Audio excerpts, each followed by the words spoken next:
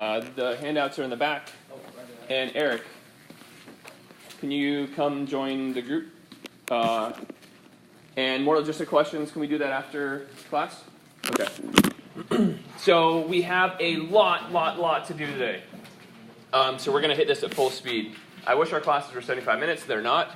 So by the end of today's class, we had already talked some about predicting temperatures based on historic data. We're going to talk a little bit more about the carbon cycle, and really we're going to be focusing on applying and identifying conversion factors. And then this last one, determine the identity of an element or isotope from various representations. So we're going to spend probably about 15 or 20 minutes with the handout that I just gave you, and then we're going to have another one that is going to be your homework as well. So in that worksheet that I gave you, it takes the unit conversion approach that we were talking about from class on Wednesday and the video for Wednesday's class, and it puts it into perspective of the climate in terms of climate change. So models 1 and model 2, I want you to use as practice. So make sure you lay things out the way that we did in class, the way that I showed in the video. What's our starting value and the unit? What conversion factors do we then use to get to our final answer that we're looking for? And so this image, maybe I'll post this as well under class slides because it's color. Yours is not color. And so when it's asking you questions about the red and the blue, you're going to have no idea what it's talking about. But for today, we're going to start on model 3. So flip to model 3 in your activity. This type of activity is called a POGL activity. It helps us focus on the process of problem solving, not on the actual numbers. POGL stands for something? Process-oriented, guided inquiry learning. So it's going to be very structured and guided, but it's going to be focused on the process and not the equations. All right, so in model number 3,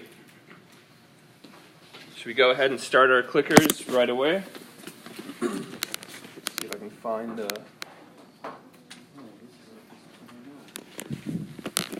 So let's go ahead and ask the first question. Go ahead and use the model number 3 to figure this out and click in your answer.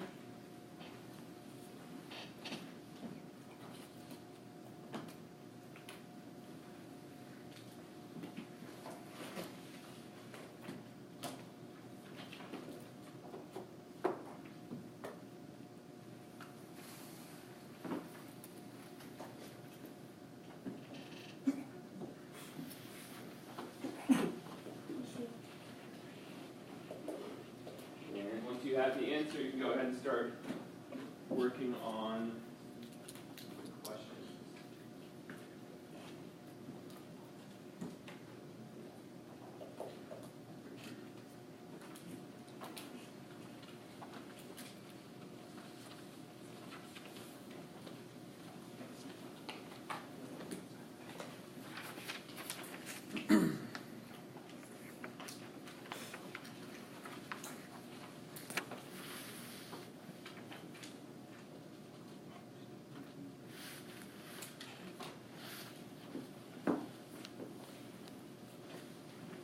This is an activity that is going to require group work. So form groups of 2 to 3 people. Make sure that your neighbors on your left and the right they have a group. So don't leave anyone out in this. So go ahead and form groups, and you can start working on question number 14 once you answer this. I want you to use the unit conversion approach to answer this question.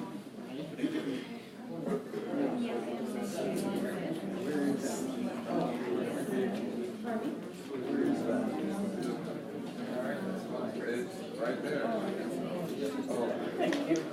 You're welcome. No, I did the same thing.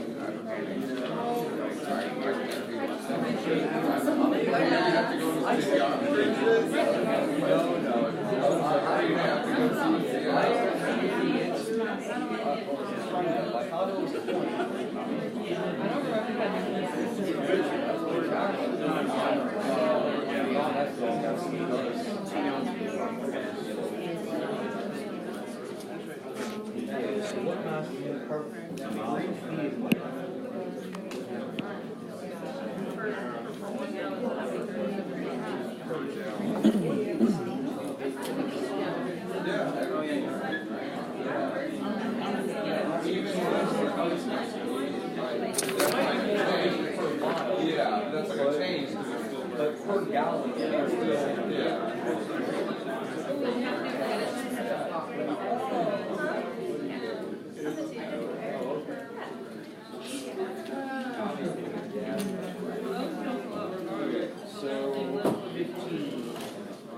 which of these vehicles produce more stock gas on a 25-mile trip? I think it's fairly obvious.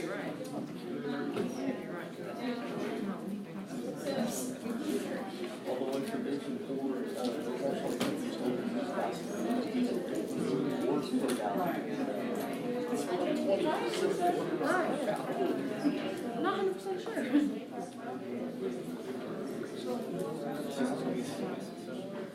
14. About winter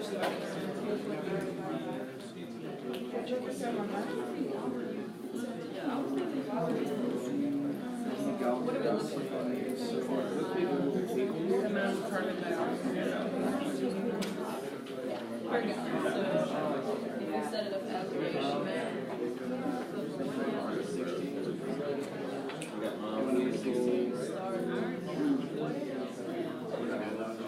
Okay, so I'm just going to say,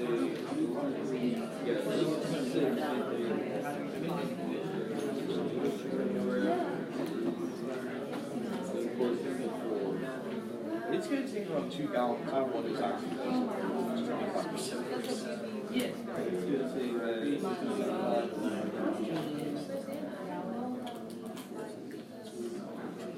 yeah, 1.1. No, not that.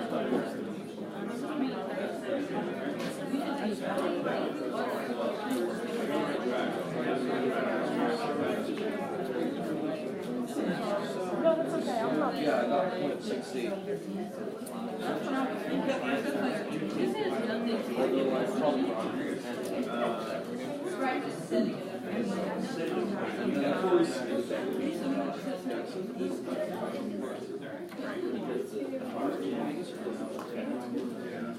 So hopefully everyone's noticing that this question was to set you up to answer question 14. It is not question 14. So I want you to read question 14 carefully. I want you to make a very clear equation to set up the problem. What's your starting quantity? What are your conversion factors for each one of the 3 vehicles? That's what I need to see for question 14.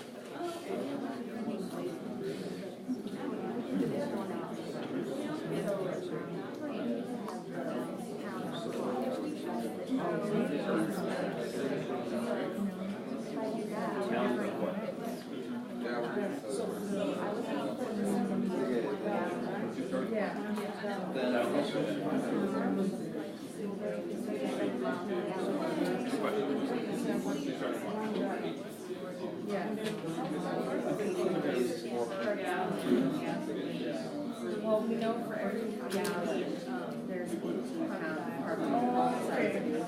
So multiply 1 gallon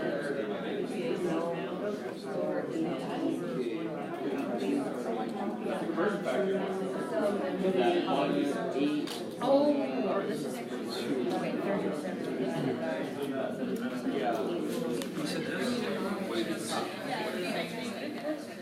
All right, let's bring it together. Has anyone figured out what your starting quantity would be? Hand raise, no shout outs.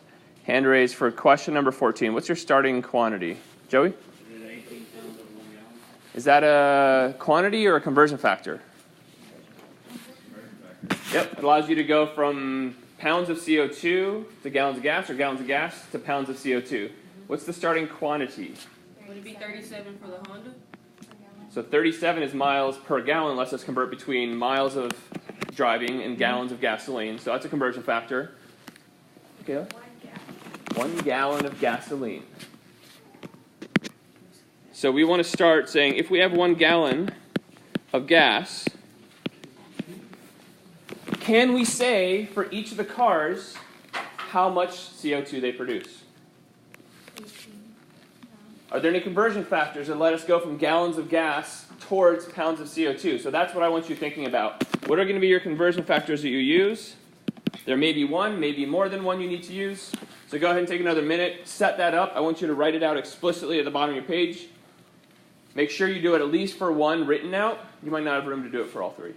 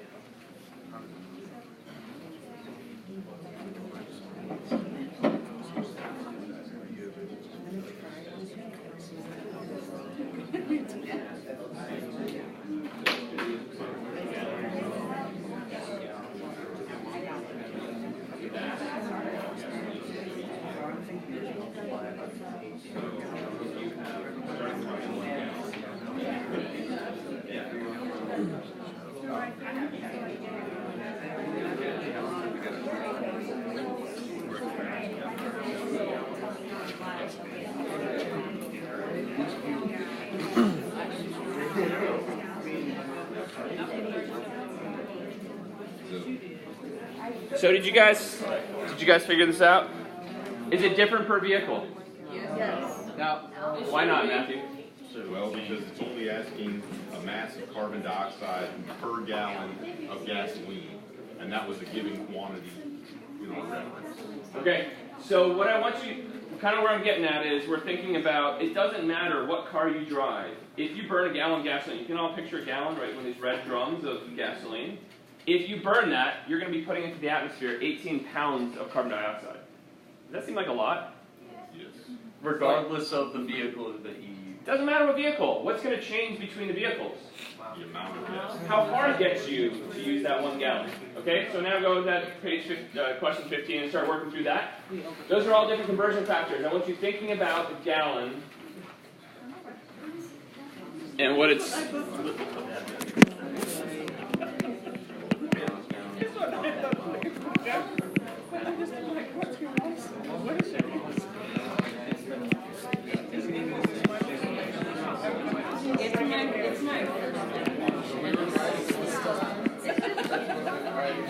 What they were trying to get was just that everything was 18, but it's like, Yep, that's what we're here.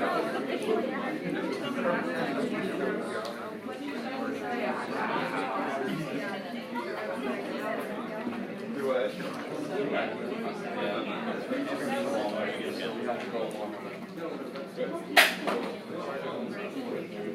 Yeah, and I completely, I really can't.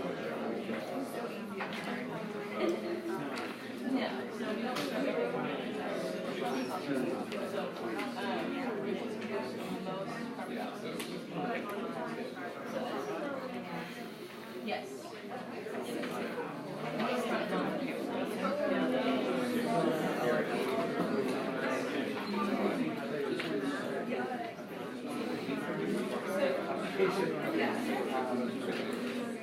Let me see that.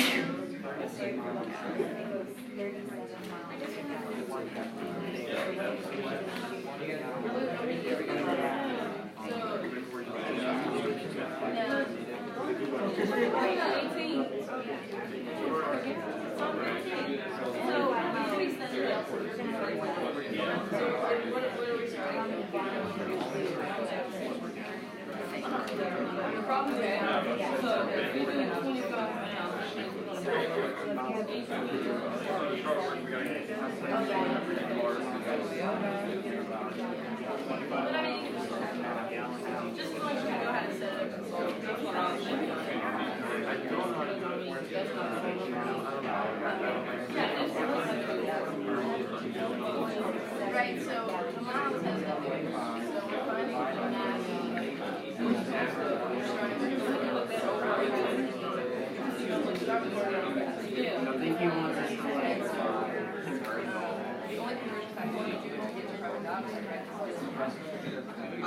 how would you write that?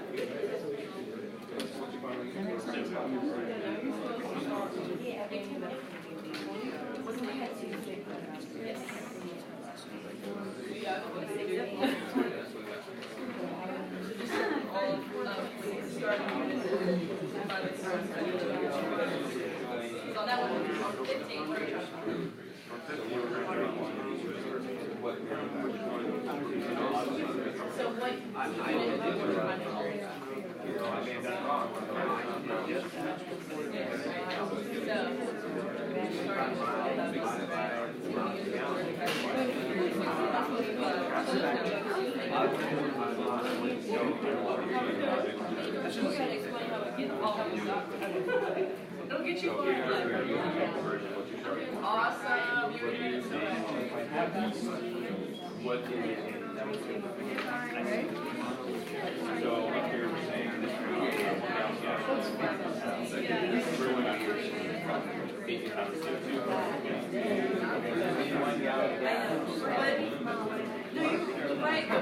Right, we show her all problems. How many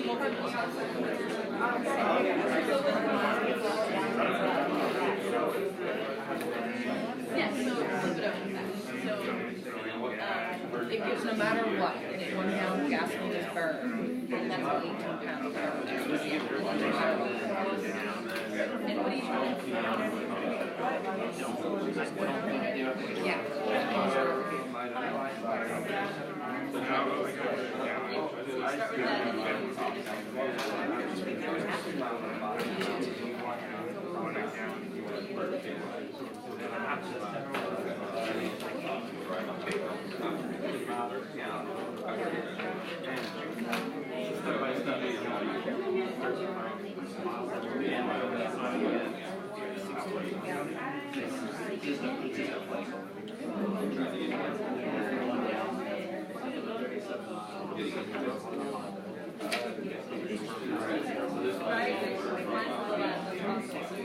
that and then yeah, and it's just you're just doing different things right now. So that will be fine.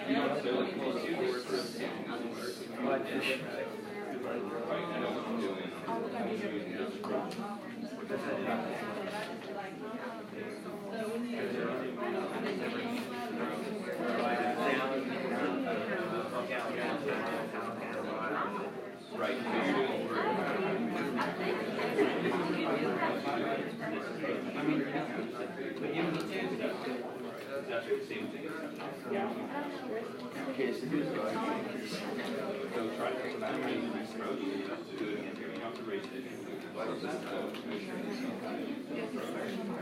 Oh, this is you want 15?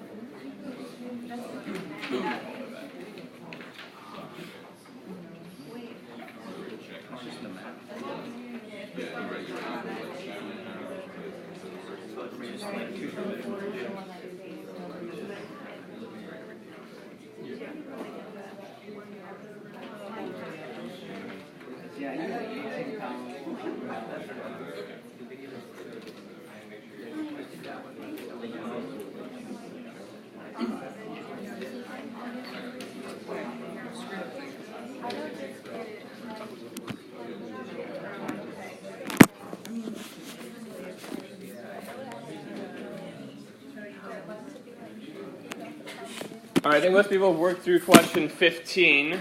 I want to see calculations for it, but go ahead and click in which one of these you think is going to produce the most carbon dioxide.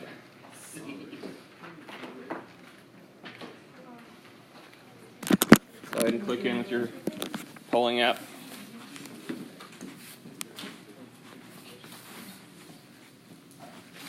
A couple more seconds. Hit your submit button. Remember to get credit for participating in class. You have to answer 75% of the questions for the day. So it's not about whether you get the question right or wrong in this class. It's about whether you participate for getting quicker questions. Closing out. 51 responses. Is that good? Refresh maybe. 52. 54. All right. So overwhelmingly, we think that the Ford is going to produce the most CO2. Why? Because less fuel efficient, burns more gas to get the same distance. We're raising our hand today, right? Okay, so big picture, it needs more gas to get the same distance because it has bad gas mileage. How did you guys write that out? What was our starting quantity if we want to do unit conversion for that? 1 gallon equals over 13 miles. So remember, our starting quantity is always going to be a quantity. It's typically not going to be a conversion factor. So if we're going 25 miles, we're going to say, well, with the Ford, how many gallons does it use to get there? So I think this is also question 16, to actually show how many gallons each vehicle uses for a 25-mile trip. Is that right? Yes. So what conversion factor do we use to answer that question? Can I get a hand raised? A couple hand raised. New voices. We're hearing from a couple people a lot today. Yeah. Miracle? 1 gallon of gas over 13. Great. And so what I saw a lot of people doing was using MPG as a unit. MPG is not a unit, right?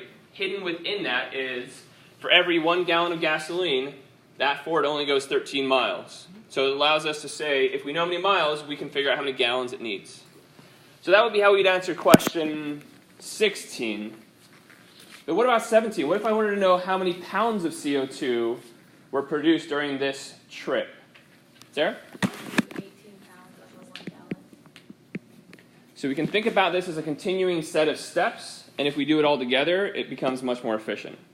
So we know that if we have 1 gallon of gasoline burned, that will release 18 pounds of CO2. And notice I'm using very specific units. I'm not saying pounds, because that could be pounds of peanuts, right? We're talking about pounds of CO2 gas that's being released. So if I want to be even more specific, I would say CO2 gas.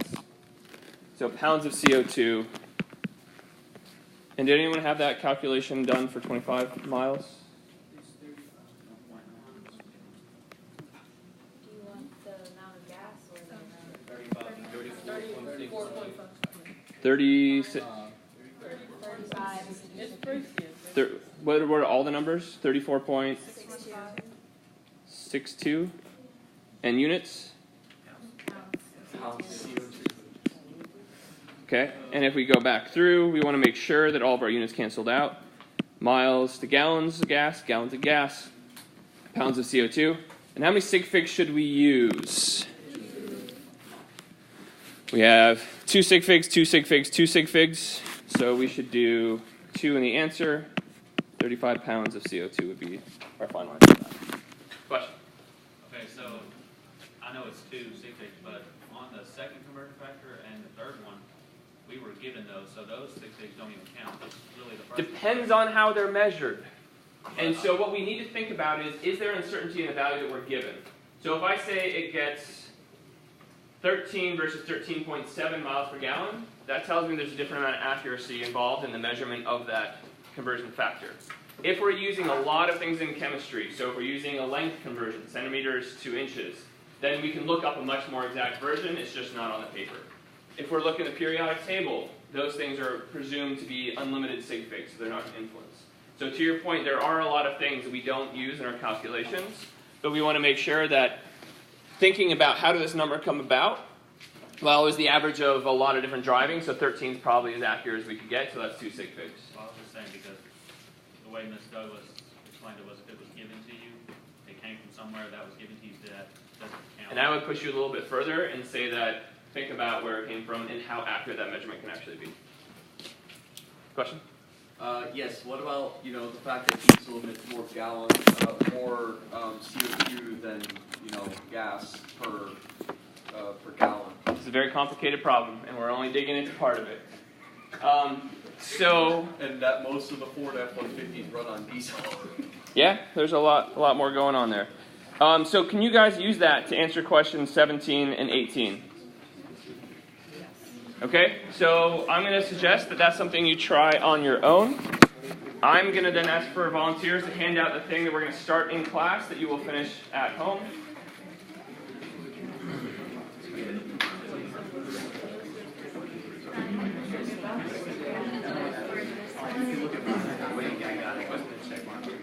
So you can continue working on those problems at the very end of that until you get this next worksheet. Once you get the next worksheet, I want you to work in the same groups and start ahead. Make sure you look at the front page and then start using that to answer the questions on the second page. Thank you. Is this our homework for Monday? This is your homework for Monday. And this is like practice first. The rest of the one that we did, the start of class, that's practice. That's not turned in. Chem activity 1, this is, the one we're handing out now is the homework.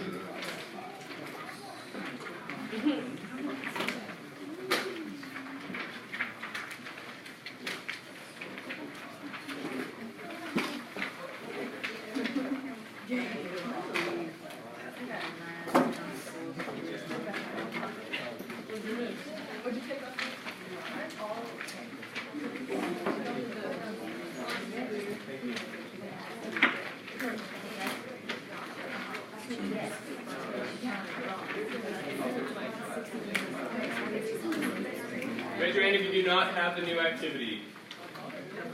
All right, thank you very much, Monty.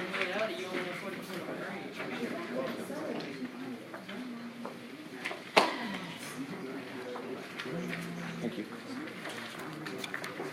Your homework for this morning should also give you a leg up on this, but I really want you to reference back to these diagrams as you're answering the questions. So please flip back and forth as you start working. The diagram is very important for this.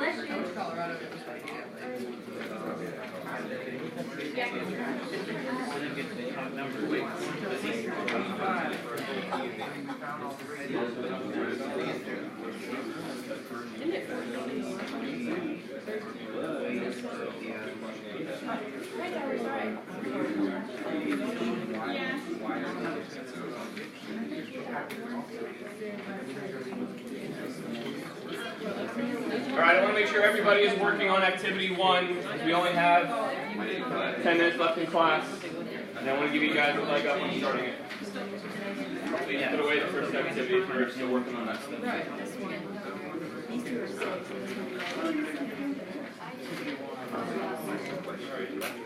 Oh, wait, hold on.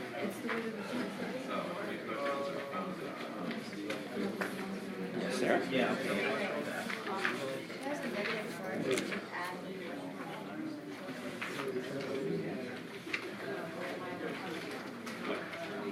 Diagram there. You can also use long. Since you know more than what it's assuming. I'm sorry. No, you do both. Both are perfect.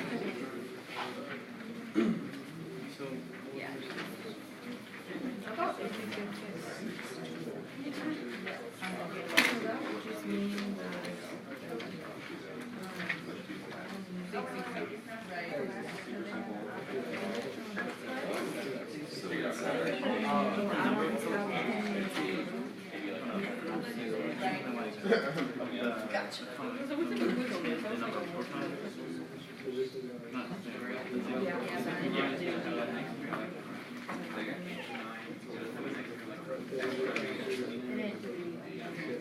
Oh, okay.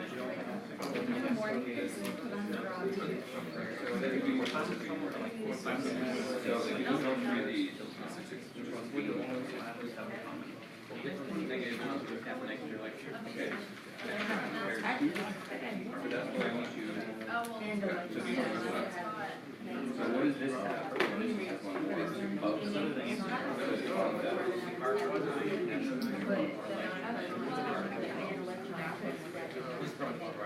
And the neutral carbon, yes. Yeah, I was gonna, yeah, this one I did.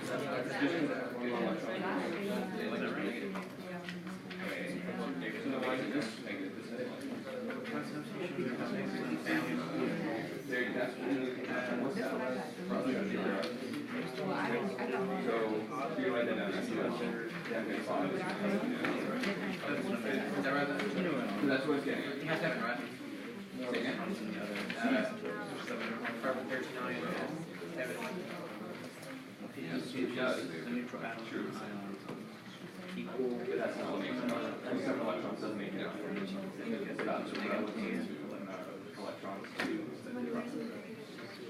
They're the same? Like, there's one more electron. 7 ions,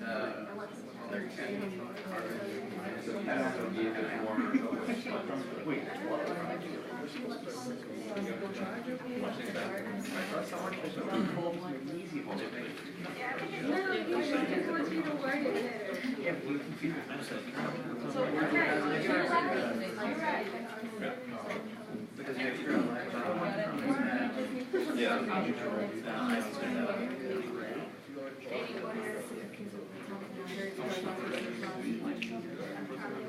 The atomic number is just the mass of the atomic mass is the melt together with the atomic number, which is what that's asking.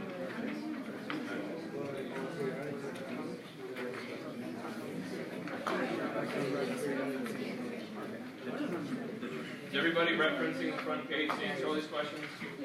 You might already know the answers to them. I want you to confirm that that front image also shows the same.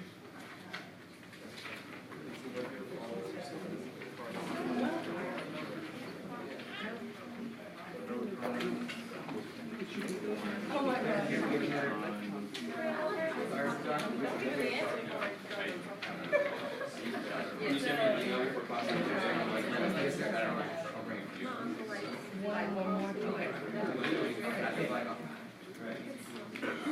So if it had a positive sign,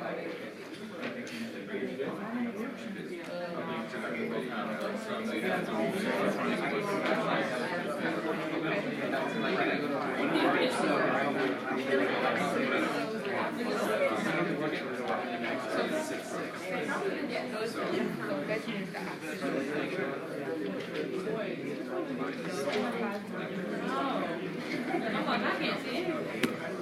Okay.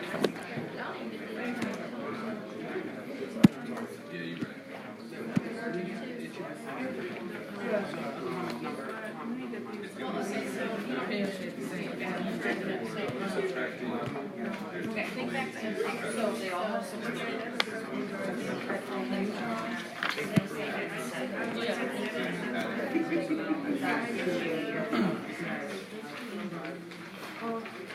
All right, so let's go ahead and check in. I guess. Let's go ahead and check in with some answers. Can I get a volunteer, one per question? So, raising your hand, new voices. Let's go ahead with Josh for number 1. How many protons are found in those 3 different isotopes or ions? Yeah, it should be 6 protons. If it's that change, then it would change. It wouldn't be C. So you're saying that because they have carbon, that all of them have 6 protons. So if I told you the number of protons, could you tell me what element it is? Does that actually define the element, or is it something else? It defines it.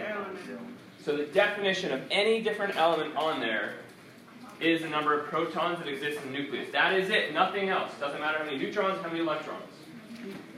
which kind of answers one of our later questions. How many neutrons are found in each of those three? Can I get another volunteer? New voices, new voices. Go ahead, Angel. Carbon 12 has 6, carbon 13 has 7, and carbon 13 with a negative charge. Is that what you say? Yep. Is 7. Great. So, what does that number, the 12 or the 13, mean? Did anyone get to that? Kind of thinking it through? Tell me your name again. Moab. Great. Wait, what was the question again? What does that 12 or 13 mean? 12 or 13? So For that carbon. basically means the number of protons and neutrons combined in the atom. Great, or the sum of the number of protons and neutrons. And does anyone want to volunteer to say what that number is called? Great. The atomic weight. Atomic weight, there's Mass even a more number. specific one that we say is the mass number. Why? Why is that the mass number? Why does the mass number not include electrons? Ruby? Louder? Great. Electrons really don't weigh much. So we have three components of the nucleus: protons, neutrons, and electrons. Electrons don't really weigh much, so we're going to say if we have 12 things that weigh something, protons and neutrons, then it weighs 12, carbon 12.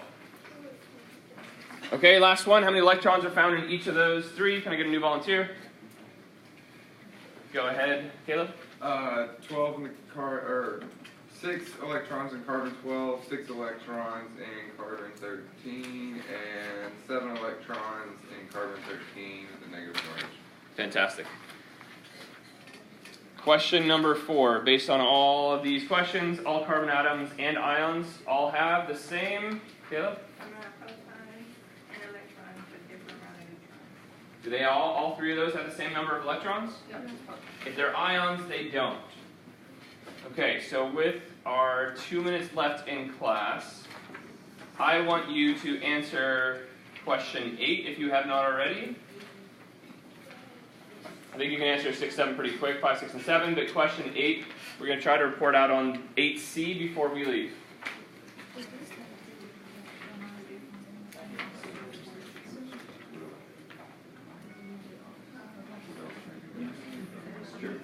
But it's including the one.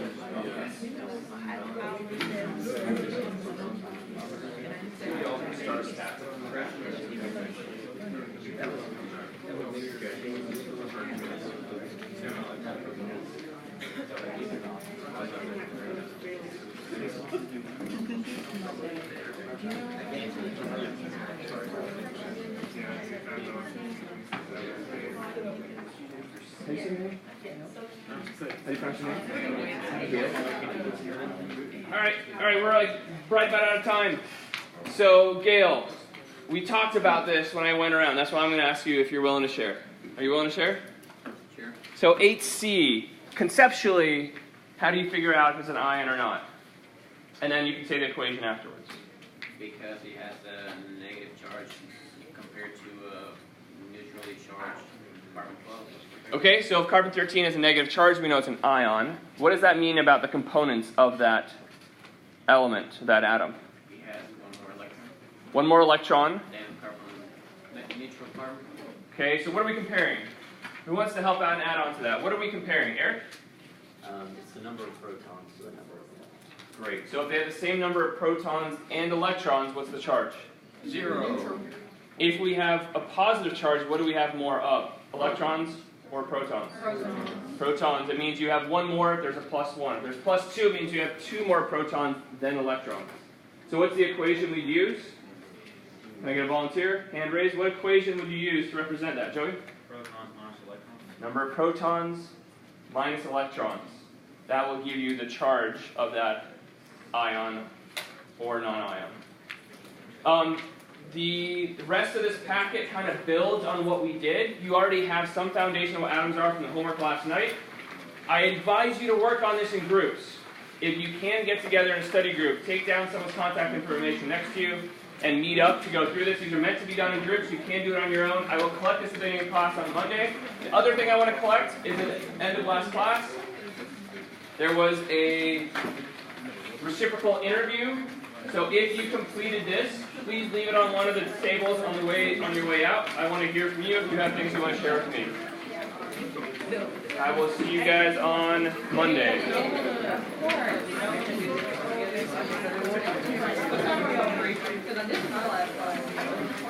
Yeah.